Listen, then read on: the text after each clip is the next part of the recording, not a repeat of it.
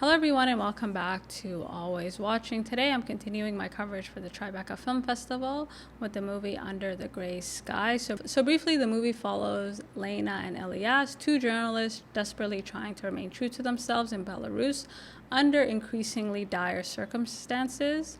If you want to delve deeper into the film, please check out my interview with director Mara Tomkovich in the description box down below. The film is inspired by the true story of Belarusian journalist Igor Ilyash and Katerina Andreeva, who was arrested in November 2020 and still serving an 8-year sentence. It is an incredibly impressive debut that will hook you in the first few minutes that explores how even a single person can make a world of change. It is shot under these sort of gray conditions, and I'm not really sure if that's just the location, but a point that's repeatedly brought up is this idea that it's always darkest before the dawn, and at the moment it is pitch black in Belarus. This film is ultimately a character study, not just about survival, but how a single person, even in the worst of circumstances, can remain true to themselves. In terms of timeline, the film takes place at the end of this period where Belarus was experiencing this kind of revolution. People were protesting, they were really challenging the government, and following Katerina's arrest, things have gotten significantly worse. And you will notice that in the film, normally things are supposed to get better, but in this case, the film starts with this optimism. There's this energy where change is possible, and then it ends and it seems like all that hope has been totally diminished. And the movie shows this by the increasing police presence. After Lena is arrested, her husband desperately searches for where she could be held. He goes to prison after prison after prison, and you can kind of see in the background other families doing the same. And this gives you insight into how tense the atmosphere is in this country. The film is divided into two parts, the past and the present, in order to give us insight into Lena and her husband's relationship. And the movie does a good job of balancing fact and fiction.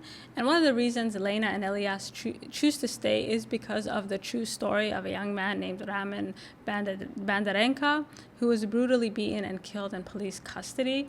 And the circumstances of his death were really tragic. So he lived in this area that was called, I guess, the Square of Change, where they would hang these white and red ribbons to symbolize Belarusian independence and freedom. I guess one day people started cutting them, and in an effort to kind of stop them from doing it, he was dragged away by police and eventually killed. In the film, there is security footage of Raman being dragged away by police, and Lena makes a comment like, if this doesn't change anything, then we will leave.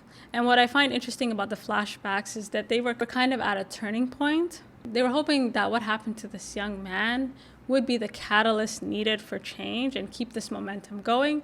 However, as we see in the film, it actually had the opposite effect. The movie never gets distracted. It's very focused on our two main characters, which is Ilyas and Lena. And once Lena is arrested, their solidarity is tested. Suddenly, at first they were on the same battlefield, and now they're fighting two separate wars. Lena has to survive this prison, and Ilyas has to survive this environment that's getting increasingly hostile while worried about the safety of his wife. And I felt the solidarity and love between Lena and her husband was the space that she needed to remain true to herself, despite the consequences. She refuses to confess. She refuses to give the government what they want, and as a result, she's sentenced to 8 years in prison. And I think the movie did a good job of exploring this space, what exists in each and every one of us that has the potential to make a difference. And this solidarity and love, I think, is the space that exists in all of us that gives each and every individual the capacity to make a world of difference. After Lena's arrest, Ilyas decides to speak out more, even though he suffers because of it, and in turn, this gives his wife some hope. The title of the movie is actually a song used in the film, and in it, the artist references the destruction of institutions needed to promote free speech and democracy. And the rise of independent journalism has actually done nothing to deter this government from throwing people behind bars and really cracking down on any and all dissent. So in this type of situation, where is the hope? And I think the hope, again, is in this space of solidarity, in this space of love that people have for one another. They're to keep fighting, if not for their country, but for the people they love. So you guys let me know what you think, and until next time.